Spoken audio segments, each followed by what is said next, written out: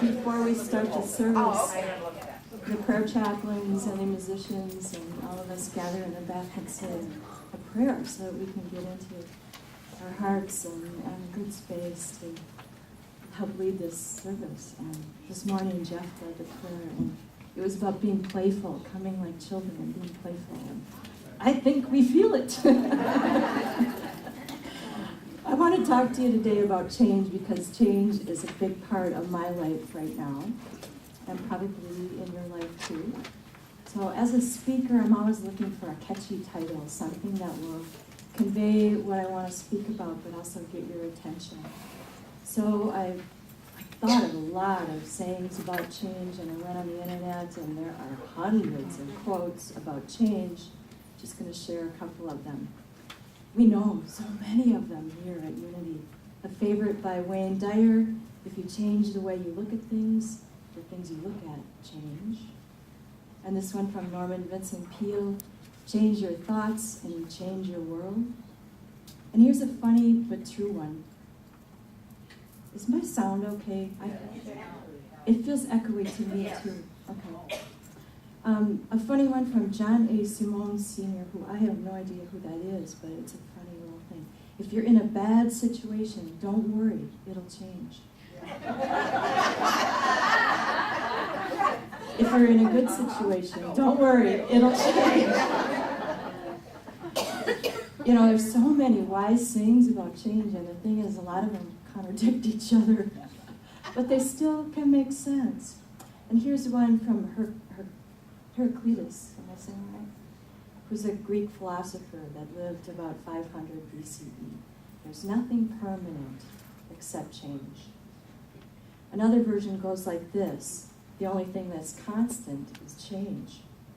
And that was my working title for this talk for a while, but then I realized, wait a minute, I don't think I believe that. The only constant for me is God. The all-powerful, all-power, all knowledge, all love, all wisdom, that one power and presence in the universe. That's our constant. A friend once gave me a little medallion that I kept in my pocket a long time. It said, "Embrace change." And then when I pulled out a folder this morning, it said, "Choose change." So it's all about change. Great ideas, but how do we embrace and choose change when a lot of the time the change might seem uncomfortable, unwelcome, downright scary sometimes? If we embrace change with faith, we can move forward in confidence, one day at a time, one little baby step at a time. So this morning I want to explore with you how to embrace change with faith. And I'm going to start with a story that's still unfolding, a story of change and prosperity consciousness in my own life. When John and I bought our home in Lakeville years ago, we loved its location on a quiet environmental lake. We felt the house was too big, but we decided to buy it anyway because it was so much of what we wanted for our sons and for ourselves. There was lots of space, nature, big, giant oak trees, peace, beauty of lake behind us, lots of wildlife. There was so much potential and so much life there. We couldn't pass it up. During the 13 years that we lived in our home, we renovated every single room in that house. And we added a few more, too. Ben and Nick built a tree house with help from their dad. John built a floating dock on a lake. And one autumn, on a sad day, we buried Jackie out beneath one of those big trees, our beautiful beagle. In a 9-day ritual, I created a medicine wheel right beside the lake. Some of you have been in that medicine wheel. We dug out overgrown shrubs and planted native species. We pulled out poison ivy and buckthorn and purple loosestrife, and we watched the loons on the lake, and turtles and ducks and eagles, and lots of wildlife there. They made their homes there and raised their babies. We took naps on our hammock, grilled burgers, paddled in canoes. We put up bluebird houses and peace poles and held workshops there and had parties and family gatherings and holidays. And we watched our boys and the neighborhood children grow up and move away. It was always our intention to downsize when our sons grew up and they went off to college and moved into their adult lives. So the preparation for this change was started long ago with that intention. The actual physical letting go also started more than a year ago. Finding new homes for some of our furniture and possessions, that was a fun process of letting go. We passed on belongings to some of you and to the YOU garage sale and to family and friends and Craigslist and put free signs out on the front yard. A beautiful antique dining room table that belonged to my grandparents was on their farm in Castle Rock. One of my nieces now has that. And just some of those heirlooms. Finding the right place, the right person who needed and wanted it was very fulfilling and time-consuming. All along the way, we made decisions and did our work to move forward with our visions, cleaning, fixing, painting, decluttering, simplifying, clearing, and praying and visualizing. That was our focus for many months. And then one Tuesday afternoon this May, we were finally ready and we put the house on the market. 2 days later, our realtor was meeting with us with 4 offers to buy it. Yeah, and 2 of the offers were well over our asking price. John and I knew we were guided and held by Spirit in this whole process. But that's not to say that doubts didn't come along. So did a lot of sadness and grief about leaving our beautiful home and our community and our friends. But when doubts came up, I tried to remind myself of my intentions, our intentions. And some of my self-talk anyway was, why would this have gone so easy? Why would this sale be so easy and smooth if this wasn't all divinely orchestrated? It certainly follows for me that finding a home for us will be easy too, and that it will be the perfect place for us. And this is what we wanted and planned for, to be close to John's work, to have a home about half the size, to lower our mortgage. And I just would tell myself, have faith, trust the principles. And then I go back to my wish list, my vision list. I'm sure many of you have taken prosperity classes here, so you're familiar with that. A vision list, or what are the big boards? Vision boards that you treasure maps, things like that. So I had a list. I'm not going to read it all to you, but it's very important to be specific about what you want. You know, and I drew hearts on my list. Our new home, a home much like this one, only smaller. A setting with mature trees and lovely view, you know, and the details. 2 bedrooms, city water and sewer. A gas fireplace, a 2-car garage, you know, the details, and picture those in my mind.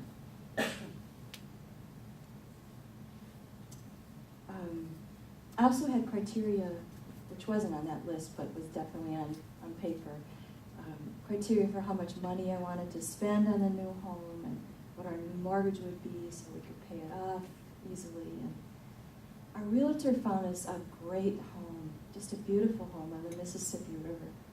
John grew up on the St. Croix, so he really liked the idea of being on a river. And the home was unique and beautifully built. An architect designed it and built it and lived there. Peaceful, but it was a fixer-upper. Yeah, we would have had to spend a bit of money just to get it to where we would want to live there, including carpeting that was original from the 1970s. But we've already done that with this house in Waco. We had a fixer-upper and we did it, so we made an offer on it. And the offer wasn't accepted. And for a whole week we went back and forth with offers and negotiations and counter offers, and it began to feel difficult. And it didn't quite gel with my vision. There were obstacles. And our feelings weren't very calm anymore. They were starting to escalate. And I said one day to John, I think we're trying too hard. Let's just step back from this house. Let's look at a few other houses again and take our time on this one. So that weekend, we went through a house in Shoreview, Minnesota that we both fell in love with. It's the house. It will be our new home. And we move in this Wednesday. So the process was so easy with this house. It has everything on my list and no big renovations. It's move-in ready, it's gorgeous, and even the landscaping has many of the trees and the plants that I love from my gardens in Lakeville. And it has the same feel for me as when we moved to Lakeville. I want to be living in a retreat center, and it feels like that to me. So, it's good news. This was a change that we chose. We held an intention, created visions and wish lists, and prayed about the best possible outcomes for ourselves, for our dog, for our boys, and for the people who would buy our house, and for the people who would sell us their home. So finding our home in Lakeville 13 years ago, I felt was a miracle. And letting our house go this year is also a miracle. We let go of property and a house that we loved. So many times during these last few months, I wondered how I could have done this without my unity teachings, the unity principles to guide me, trusting spirit and having faith that I was being guided every day toward my good. There's a saying by an ancient Chinese philosopher, L.U.T, that goes like this: a journey of 1,000 miles must begin with a single step. Most of us have visions and goals and dreams. How do we manifest them? How do we get to our personal mountaintop? One way I've heard is to make sure that every step you take moves you in the direction you want to go. That makes sense, but what if the change is something you didn't choose? What if you're thrown into something unexpected? You become ill or injured. Your job is eliminated and now you're unemployed. Your loved one dies, the stock market crashes. Or like us, our beloved minister and spiritual leader decides it's time to retire. These aren't changes that we wish for. But with our faith and knowledge and spiritual principles, we can move through changes and grow in the process. Often we can't control what's happening around us, but we absolutely can control our attitudes, our beliefs, our thoughts, and our actions. I remember my very first experience with a labyrinth many, many, many years ago. It was this elaborate labyrinth mowed into a hillside with 3-foot-tall wild prairie grass. I didn't know anything about labyrinths other than you walked in them, and it was supposed to be a spiritual experience. So I went in. No forethought at all. I saw the entrance and thought, this will be cool, and I went in. It wasn't long before I freaked out. I remember thinking, no one knows where I am. It's really hot, and I don't have any water. I could pass out in here and nobody would know. Walking along, how long does this take? Is there really an end? Or is this some kind of maze that I could get lost in? Where am I? How far have I gone? How much farther? Didn't I just walk this way? I can't see the whole path. I can't see where I'm going or where I'm supposed to end up. The grass is too tall. This is so stupid. What if I miss dinner? I could be reading a book right now.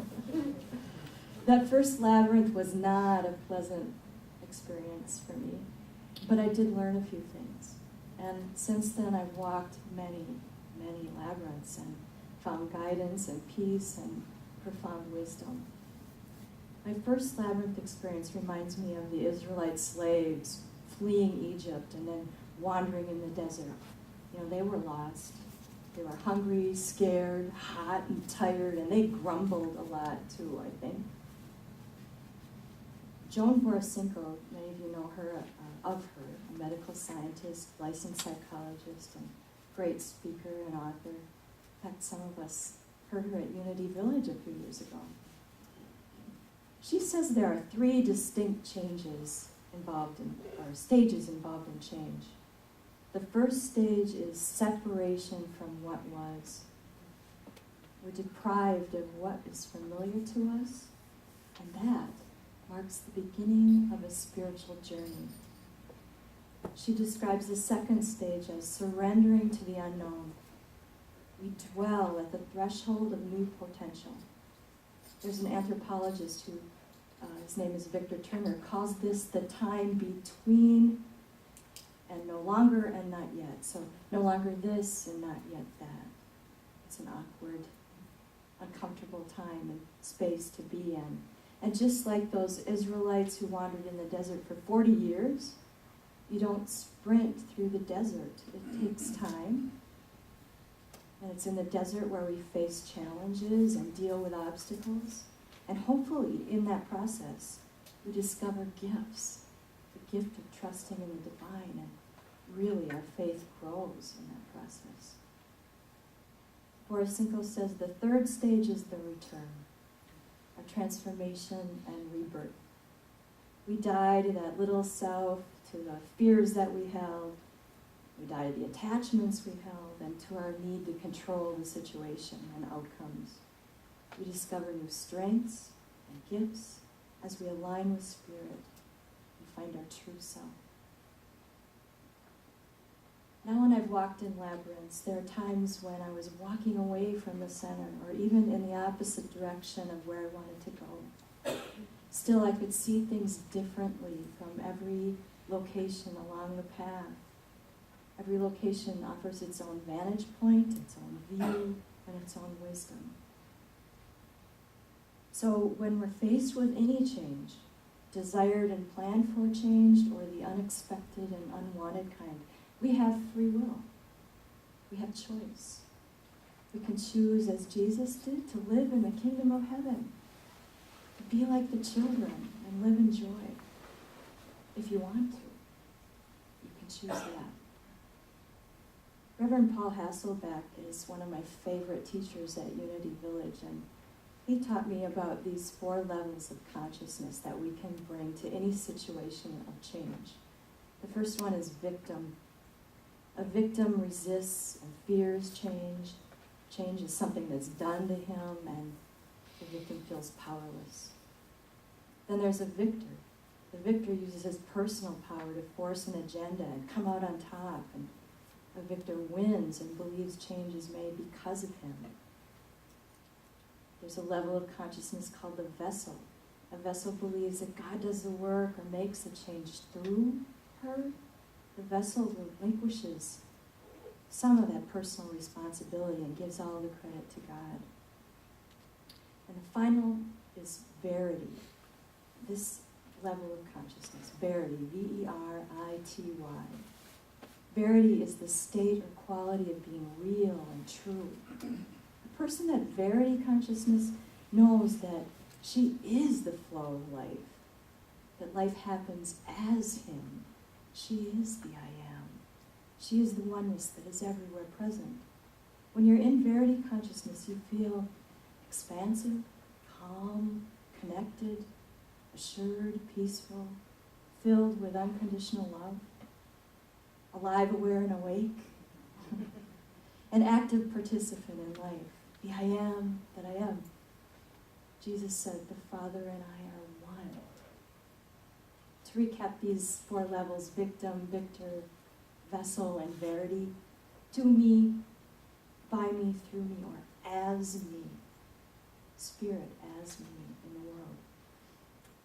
Change happens constantly. So it might be painful and difficult, it might be happy and joyous, it might be all of that and more. Often, you're laughing. Change is part of that circle of life, necessary and good. My husband John likes to use this saying, put some skin in the game. It means be an active participant and player. Don't settle for being an observer or a victim of change, just like your song, Holly.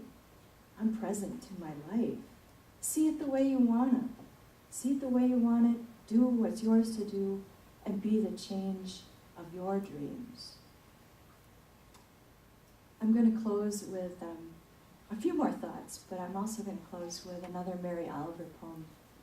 Oh, just lovely book. A dear friend gave me this for my birthday this year, and I love it. The poem I'm going to read is called Hurricane. It's about a drastic change. Here we go.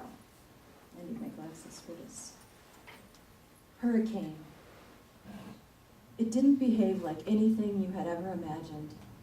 The wind tore at the trees. The rain fell for days, slant and hard. The back of the hand to everything. I watched the trees bow and their leaves fall and crawl back into the earth, as though that was that.